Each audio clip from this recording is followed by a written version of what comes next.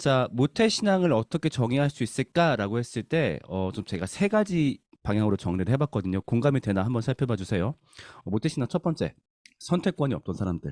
네, 그렇죠? 여러분들 중에 아마 대부분은 교회를 다닐지 말지 선택할 선택권조차 없었을 거예요. 그냥 태어났더니 교회에 있었고, 심지어 어떤 분은 뭐 집이 교회였고, 그렇다 보니까 자연스럽게 당연히 나는 교회를 가고 있었고, 거기에 대해서 교회를 선택할지 말지 한 번도 그런 선택권을 가져본 적이 없는 사람들. 자, 그 다음에 과대평가 받는 사람들. 이거 무슨 말일까요? 교회를 그렇게 오래 다녔다 보니까 교회 생활에 대한 노하우가 쌓이는 거죠. 그러니까 어떻게 했을 때 내가 신앙이 좋아 보이겠다. 혹은 어떻게 했을 때 어른들의 요구에 잘 맞출 수 있는 거겠다. 그래서 그런 모습들을 알고 나도 하다 보니까 주변에서 보통 과대평가를 해주죠. 아이고, 우리 누구는 정말 신앙도 좋아. 정말 최고요. 정말 좋은 친구야. 최소한 이 친구는 하나님을 믿고 있어. 신앙이 있어. 라고 주변에서 평가를 받지만은 사실 실제로는 그렇지 않는 경우도 많은, 그래서 보통 과대평가받는 사람들 이렇게 얘기를 해봤어요. 그다음 세 번째, 주변의 기대로 사는 사람들. 무슨 말이냐? 내가 하고 싶은 만큼만 하는 것이 아니라 항상 주변의 기대치를 만족시켜줘야 됐던 사람들. 그 주변이라고 하면은 부모님이나 PK 같은 경우는 더하겠죠. 뭐 아버지가 목사님이시라거나 아니면 아버지가 직분자시거나, 그리고 부모님이 아니더라도 주변 성도분들이 그 교회를 꾸준히 잘 다닌 모태신앙들한테 갖는 기대들이 있단 말이죠. 쟤는 뭐 봉사를 어떻게 할 거야, 믿음을 어떻게 가질 거야. 그렇다 보니까 내가 하고 싶은 대로 신앙생활을 하는 게 아니라 주변의 기대에 따라서 했던 사람들이라고 생각을 해요. 자, 그래서 이 세 가지를 묶어서 저는 하나로 좀 말할 수 있을 것 같거든요. 하나로 이렇게 좀 표현해봤어요. 모태신앙들은 솔직하지 못한 사람들. 그러니까 스스로한테 솔직하기 힘들었던 거죠. 그러니까 앞의 이유들 때문에 스스로를 솔직히 바라볼 수도 없었고, 솔직하게 말할 수도 없었고, 솔직하게 행동할 수도 없었고, 그래서 모태신앙들은 솔직하지 못한 사람들이다라고 정의를 하고 싶어요. 자, 그래서 여러분들께 오늘 내일 저희가 두 번의 모임을 하면서 여러분들께 부탁드리고 싶은 게 있어요. 그건 바로 뭐냐면은 우리가 솔직해지면 좋겠어요. 네, 우리가 앞으로 이제 계속 여러분들한테 질문이 자꾸 주어질 거예요. 여러분들을 돌아볼 수 있는. 근데 저희가 질문을 나누는 그 순간만큼은 정말로 솔직해지면 좋겠어요. 자, 그런 차원에서 여러분들한테 솔직히 물어보고 싶어요. 자, 여러분들께서는 교회를 왜 다니세요? 네, 지금 여기에 저를 제외하고 15분이 계시고, 뭐 이 중에서는 뭐 사역자도 제가 알기로 있고, 혹은 목회자의 자녀도 있는 걸로 알고 있고, 직분자의 자녀가 있는 걸로 또 알고 있고, 굉장히 다양한 분들이 있을 거예요. 자, 그런데 여러분들을 둘러싸고 있는 그 모든 타이틀은 다 떼보자고요. 네, 교회를 오래 다녔든 누구 아들이든 사역자든 신학자든 그거 다 떼고 우리 한번 여기 앞에 솔직하게 서보면 좋겠어요. 여러분들 교회 왜 다니세요? 자, 뭐 여러 가지 이유가 있을 거예요. 뭐 그중에 가장 모범적인 답변은 그거겠죠. 뭐 하나님의 구원에 감격해서 그 사실이 기뻐서 그것을 고백하기 위해서 하나님 나라에 동참하기 위해서 나옵니다. 자, 이게 모범적인 답변인 건 알겠는데 아마 이 모범적인 답변이 아니신 분들도 있을 거예요. 제가 한번 추측되는 이유를 몇 가지 한번 얘기를 해볼게요. 자, 어떤 분들은 인간관계 때문에 나올 거예요. 그러니까 교회에 나왔을 때 반가운 사람들이 있고 그 사람들 만나는 재미가 있고, 특히나 가족 관계 때문에. 이 가족 관계 특히 누굴 얘기하는 걸까요? 부모님 때문에. 부모님이 가라고 하니까. 옛날에 믿음의 선배들은 교회를 가기 위해 용기가 필요했다면은 우리들은 교회에 안 가기 위해 용기가 필요했죠.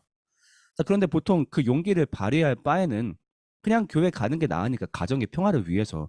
뭐 쓸데없는 말을 굳이 왜 해? 갑자기 아침에 교회 가자는데 교회 가기 싫어요 해가지고 막 집안꼴 뒤집어지고, 그런 걸 보느니 뭐 좀 마음에 안 들더라도 교회 가면 뭐 그렇게 나쁜 건 아니니까. 그래서 그냥 엄마 아빠와의 관계를 위해서 교회 나오는 사람들. 그 다음에 사람들의 인정과 칭찬을 받기 위해. 그러니까 아까 말했듯이 우리는 교회에 있으면 보통 과대평가를 받아요. 뭐 대단한 걸 하지 않더라도 교회에 있다는 것만으로도 막 권사님들이, 집사님들이 막 이렇게 엉덩이 두들겨주고, 아이고 역시 누구는 정말 믿음도 좋아. 친구들 지금 바깥에서 다 이렇게 놀고 있을 때 이렇게 교회 나오잖아. 얼마나 신앙이 좋아. 기본적으로 교회만 나를 칭찬해주고 인정해주니까. 그리고 교회를 오래 다니면서 우리는 어떻게 하면 교회에서 쉽게 인정받고 칭찬받는지 잘 알고 있죠. 딱 활동 몇 개만 해주면은 나는 정말 엄청나게 거룩한 사람이 될 수 있거든요. 혹은 또 그 와중에 어떤 좀 도드라지는 봉사들, 뭐 찬양팀이 되었든 악기가 되었든 그런 걸 하고 있을 때 자존감이 올라가는 게 있다 보니까 이것 때문에 교회를 나오는 경우. 자, 그 다음에 종교적인 불안감 해소. 이건 뭘까요? 그러니까 뭔가 하나님을 또렷이 믿는 건 아니지만 그래도 누군가 계시긴 한 것 같아. 이런 상황에서 만약에 내가 이번 주에 교회를 안 나가. 그러면 뭔가 나한테 일이 벌어질 것 같아. 교회를 안 가면 뭔가 나한테 찝찝한 일이 벌어질 것 같아. 그래서 이런 불안감을 안고 사느니 교회를 가는 게 나은 거죠. 특히나 이제 학생들 같은 경우는 뭐가 있을까요? 이번 주에 뭐가 있어? 학교 시험이 있어.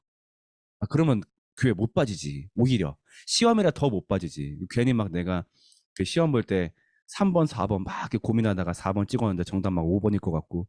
그러니까 그런 불안감이 있으니까 교회를 간단 말이죠. 그런 걸 해소하기 위해서. 그리고 내가 어찌할 수 없는 일에 대해서 막 간절한 어떤 소원을 빌고 싶을 때. 그게 바로 또 네 번째가 되겠죠. 삶에 대한 집착이 있을 때. 이거는 뭐 하나님에 대한 집착, 종교적인 집착이 아니라 그냥 내 삶에 대한 집착인 거예요.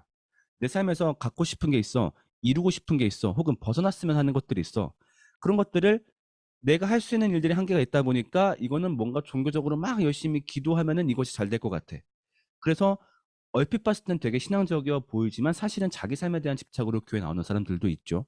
그것도 어떤 경우에는 규칙적 도덕적 만족감을 갖고 있는 경우. 무슨 말이냐면은 어쨌든 교회 오면은 내가 뭔가 좀 도덕적인 일을 하는 것 같단 말이죠. 그러니까 특히 어떤 친구들이 많이 그러냐? 어렸을 때부터 좀 부모님 말씀 잘 듣고 착하게 살아온 사람들은 그런 네모난 삶을 유지하고자 하는 욕망이 굉장히 강해요. 근데 아침마다 교회에 착착 오면은 뭔가 내가 올바른 삶을 살고 있는 것 같고 굉장히 도덕적인 사람이 된 것 같고 그런 불안감이 없단 말이죠. 그 못된 사람이 되지 않았다는. 그러니까 어렸을 때부터 부모님께 강조받았던 내가 되게 착한 사람이 된 것 같은 어떤 그런 만족감. 그것 때문에 교회에 꼬박꼬박 나오는 사람들도 있어요. 그러니까 굳이 교회에서 뭘 하지 않더라도 교회에 나와 있는 착한 내 모습에서 안정감을 느끼는 거죠. 그 다음에 어떤 경우도 있을까요? 습관화된 복종. 그러니까 이거는 부모님께 복종하는 게 되었든 아니면 목사님께 복종하는 게 되었든. 그러니까 교회 나와야 돼. 안 나오면 벌 받아. 안 나오면 어기는 거야. 안 나오면 뭔가 안 되는 거야. 그러니까 이런 식으로 어떤 하나님의 말씀에 대한 복종이라기보다 그냥 이 어떤 조직 문화에서 벗어나는 게 어려운 사람들. 어렸을 때부터 거기 속했다 보니까. 그냥 습관화된 복종으로 교회 나오는 사람들도 있을 것이고 또 어떤 사람은 자기는 신앙이라 얘기하겠지만 조금 약간 왜곡된 신앙으로 교회를 나오시는 분들. 그러니까 뭐 예를 들면 뭐 교회 나가면은 뭐 이제 뭐 무릎뼈가 붙어 뭐 교회 나가면 뭐가 어떻게 돼 그런 식으로 그러니까 쉽게 말해서 옛날에 그런 우리나라 전통으로 믿고 있는 왜 무속 종교 있잖아요. 그러니까 그 물 떠다 놓고 소원 빌고 사실 그거나 별 다를 거 없는 형태의 모양으로 교회를 나오시는 분들. 그리고 어떤 사람은 실질적인 이득 때문에 교회를 나오기도 할 거예요. 뭐 예를 들면 사업하는 사람들 같은 경우에는 교회를 나와가지고 인간관계도 많이 쌓고 좀 내 이미지도 좋게 만들고 그래서 그러신 분들이 있어요. 특히 교회 상대로 하는 영업 주로 이제 교회를 많이 타겟으로 하는 영업 하시는 분들 같은 경우에는 아예 명함에다가 보통 명함 보면은 뭐 김성진 과장 이렇게 하잖아요. 근데 그런 분들은 아예 김성진 집사 이렇게 박아 놓더라고요. 그러니까 나는 믿을 만한 사람이다 그렇게 하는 거죠.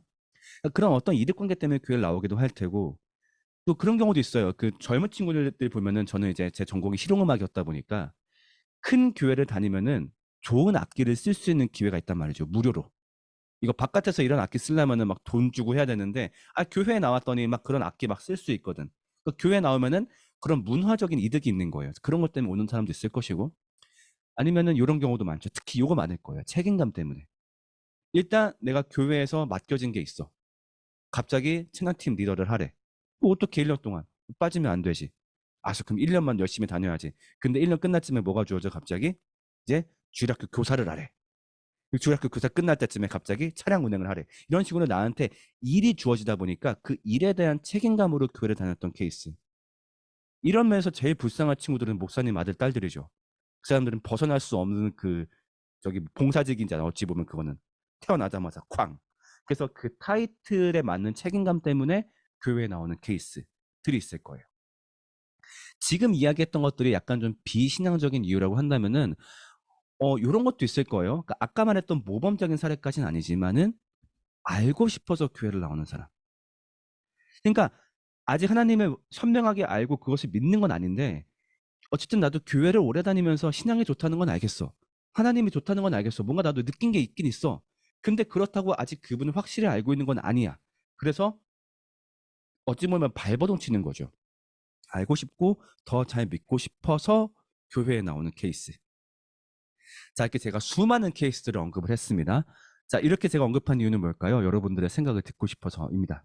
자, 1화는 여기까지예요. 굉장히 짧죠? 네, 여러분들의 이야기로 채워주셔야 됩니다. 여러분한테 묻고 싶어요. 여러분들은 교회에 왜 다니고 있나요? 혹은 여러분들은 지금 신앙생활을 유지하고 있는 이유가 무엇인가요? 아까 제시했던 이런 그 비신앙적 이유 가운데 있는지 아니면 뭐 이런 이유 가운데 있는지 혹은 여기서 제가 언급하지 않은 다른 이유가 있는지 어떤 것 때문에 교회를 나오고 있는지 여러분들의 솔직한 이야기를 듣고 싶어요.